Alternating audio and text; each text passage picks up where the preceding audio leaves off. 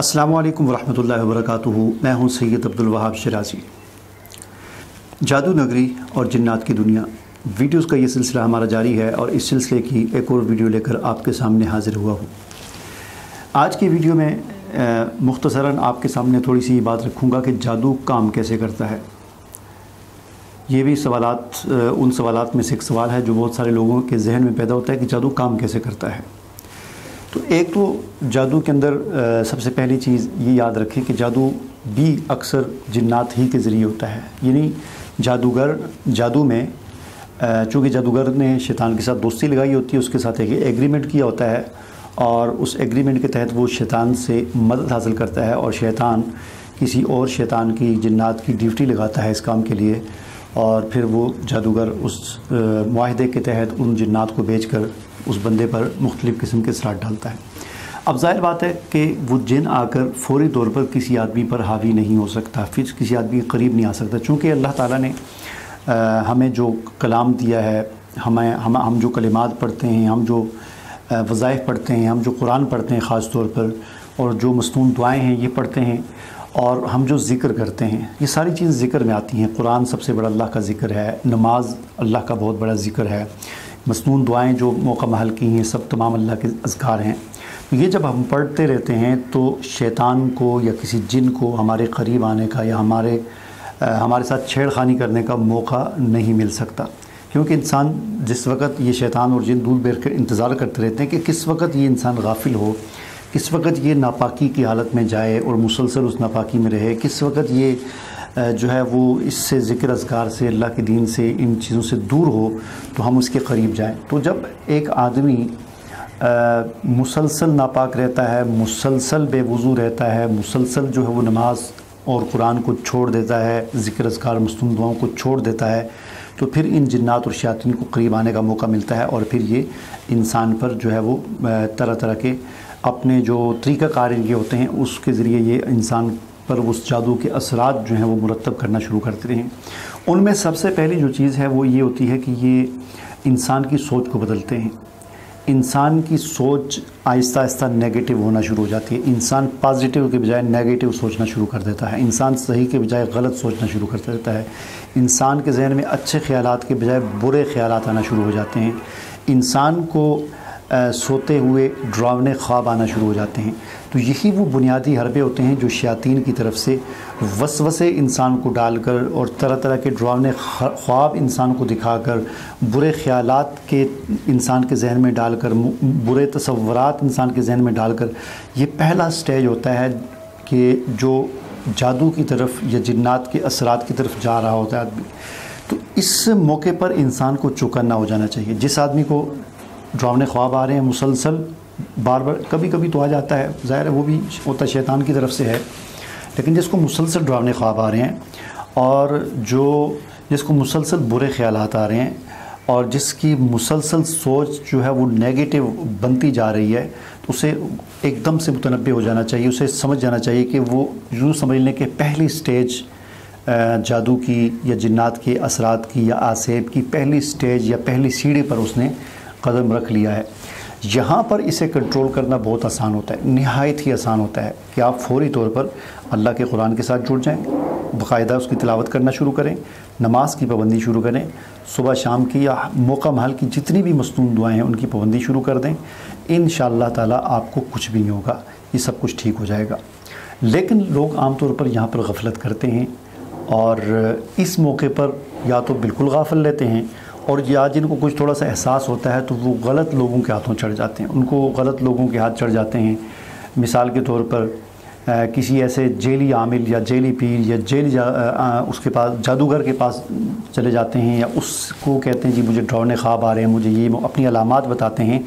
जो जादू की या आसेब की इब्तदाई अलामात होती हैं। ये जब उनको बताते हैं तो ज़ाहिर है उनका काम तो लूटना है, उसका काम तो पैसे बनाना है, उस जादूगर का काम, उस जेली आमिल का काम तो यही है कि उसने आपसे लूटना है। तो वो यानी ये वो मौका होता है कि जैसे मैंने आपको बताया ना कि जादू के जो असरात हैं उसकी जो पहली स्टेज है वो इंसान की सोच को नेगेटिव करना है। इंसान ये सोचना शुरू कर देता है कि मैं बीमार हूँ और इस चीज़ को अपने ऊपर हावी कर देता है, मैं कमज़ोर हूँ और इस चीज़ को अपने ऊपर हावी कर देता है اور میں مرنے والا ہوں، میں یہ کام کر سکوں گا یا نہیں کر سکوں گا، تو یہ جو نیگیٹو سوچیں ہیں یہ ان کو جب یہ اوپر سوار ہونا شروع ہو جاتی ہیں، یہ جادو اور جنات کی اور عصائب کی پہلی سٹیج ہوتی ہے۔ تو جب آپ ایسے موقع پر کسی جیلی، عامل، پیر یا جادوگر کے ہتھے چڑھ جاتے ہیں تو وہ آپ کو کہتا ہے جی اپنی والدہ کا نام بتائیں، فلاں بتائیں، یہ وہ ڈیٹ آف برتھ بتائیں، وہ ایک حساب کرتا ہے اور حساب کر کے لازماً یعنی 90% اس بات کی امید ہے کہ وہ آپ کو کہے گا کہ آپ پر انتہائی سخت جادو ہوا ہے، ٹھیک ہے جی۔ وہ کیا کرے گا پھر؟ آپ اب اس کا یہ جملہ سن کر کہ آپ پر جادو ہے، ایک دم سے آپ کو ایک شاک لگے گا، جھٹکا لگے گا، اور آپ بجائے اس سے نکلنے کے آپ تھوڑا سا یوں سمجھیں گے آپ کو ایک اور پش کر کے دھکا دے دے گا اس کے اندر دھکیلنے کا، اور آپ کی سوچ مزید نیگیٹو ہو جائے گی، مزید آپ گھبرا جائیں گے، مزید آپ پریشان ہو جائیں گے۔ تو یہ جنات کا پہلا حملہ ہی یہی ہوتا ہے کہ وہ انسان کو ڈرا کر کمزور کرتے ہیں۔ ڈراؤنے خواب دکھانے کا مقصد یہی ہوتا ہے شیاطین کا، کہ یہ ڈر کے ڈرنا شروع کر دے، اور پھر یہ ڈر ہی ایک ایسی چیز ہوتی ہے کہ جس میں شیاطین اور جنات کو چھیڑ خانی کرنے میں ہمارے ساتھ آسانی ہو جاتی ہے۔ تو اس ڈر کو نکالنا چاہیے۔ تو اب دیکھیں، خلاصہ کلام میری بات کا یہ ہوا کہ انسان کی سوچ نیگیٹو ہوتی ہے، جادو کا جو اثرات ہوتے ہیں اس میں انسان کی سوچ نیگیٹو ہوتی ہے۔ اب دیکھیں، ہمیں اللہ کے رسول نے یا اسلام نے جادو سے نکلنے کے لیے جو تعلیمات بتائی ہیں وہ سورۃ الفلق اور سورۃ الناس ہے۔ اب سورۃ الفلق اور سورۃ الناس کیا کرتی ہیں؟ اگر آپ اس کو ترجمے کے ساتھ پڑھیں گے، ایک تو یہ نا کہ رٹے رٹائے آپ پڑھیں، ٹھیک ہے، ہمارا اس پر بھی ایمان ہے، اللہ تعالیٰ شفا بھی دیں گے اور اللہ تعالیٰ جو ہے وہ اجر و ثواب بھی دیں گے۔ پڑھنے کا ہر حرف کو بغیر سمجھے ہوئے پڑھنے پر 10 نیکیاں ملتی ہیں، سمجھ کر پڑھنے پر تو زیادہ ملتی ہیں، تو اس سے کوئی انکار نہیں ہے۔ لیکن اصل علاج یہ ہے کہ آپ اس کے مفہوم کو سمجھ کر پڑھیں، آپ کو اس کا مفہوم آتا ہو، کیونکہ یہ صورتیں انسان کی اس نیگیٹو سوچ کو پازیٹیو سوچ میں بدلتی ہیں۔ ہماری سوچ یہ بن گئی تھی، ہمیں شیطانوں نے وسوسے ڈالے، ہمیں شیطانوں نے جو ہے ڈرانا شروع کر دیا، اور ہمارا یقین اللہ سے اٹھ کر کسی اور طرف چلا گیا، تو یہ صورتیں ہماری سوچ، نیگیٹو سوچ کو پازیٹیو سوچ میں بدلتی ہیں۔ قل اعوذ برب الفلق، کہ میں پناہ مانگتا ہوں، میں پناہ میں آتا ہوں اس رب کی جو آسمانوں کا رب ہے، من شر ما خلق، ہر اس شر سے جو اس رب نے پیدا کیا، یعنی شر کسی اور کا پیدا کیا ہوا نہیں ہے، شر بھی اللہ کا پیدا کیا ہوا ہے۔ تو اس رب کی پناہ میں آتا ہوں جو اس شر کا بھی مالک ہے، میرا تو مالک ہے ہی ہے، آسمانوں کا مالک ہے ہی ہے، وہ اس شر کا بھی مالک اور خالق ہے، ٹھیک ہے جی۔ تو یہ اس طریقے سے یہ صورت انسان کے تصور کو درست کرتی ہے، اور پھر انسان کو اس طرف متوجہ کرتی ہے کہ وہ بجائے کسی اور در اور چوکھٹ پہ جانے کے وہ اللہ کی طرف متوجہ ہو، اللہ سے پناہ مانگے، اللہ کی مدد حاصل کرے۔ قل اعوذ برب الناس، میں پناہ میں آتا ہوں اس رب کی جو لوگوں کا رب ہے۔ قل اعوذ برب الناس ملک الناس، جو لوگوں کا مالک ہے۔ الہ الناس من شر الوسواس الخناس، وسوسے ڈالنے والے خناس کی شر سے پناہ چاہتا ہوں۔ الذی یوسوس فی صدور الناس من الجنۃ والناس، وہ چاہے جنوں میں سے ہو چاہے انسانوں میں سے ہو۔ بہرحال عرض کرنے کا مقصد یہ ہے کہ اس جادو کے اثرات، جادو کیسے کام کرتا ہے، وہ انسان کی سوچ کو نیگیٹو کر کے آہستہ آہستہ اس طرف، بیماریوں کی طرف لے کے جاتا ہے، اور انسان کی سوچ اور یقین جو ہے وہ اللہ پر آ جائے، پازیٹیو بن جائے، تو یہ ان چیزوں سے انسان آسانی سے نکل جاتا ہے۔ یہی وجہ ہے کہ یہ جادو صرف ظاہر بات ہے یہاں تو نہیں ہے، جادو کا اصل ماخذ تو یہود و نصارہ کے پاس ہے، وہی اس کے اصل مالک کہہ لیں کہ اس کے محافظ ہیں، اور یہ انہی کے علوم ہیں، جو اسلام نے تو یہ چیزیں نہیں تھی، اسلام نے تو اس کو کفر قرار دیا، تو مسلمانوں کے اندر یہ چیزیں ان سے منتقل ہو کر آئی ہیں۔ تو یورپ کے اندر اور یورپی ممالک میں اور وہاں پر جو جادو جنات کے عملیات ہوتے ہیں، ظاہر ہے وہ تو قرآن کی آیات تو نہیں پڑھتے، ایک انگریز نے کیا قرآن کسی کو لکھ کے دینا ہے یا کیا پڑھنا ہے، تو وہ بھی دراصل ایسے ہی چیزیں کرتے ہیں کہ وہ سوچ کو پازیٹیو کر دیتے ہیں،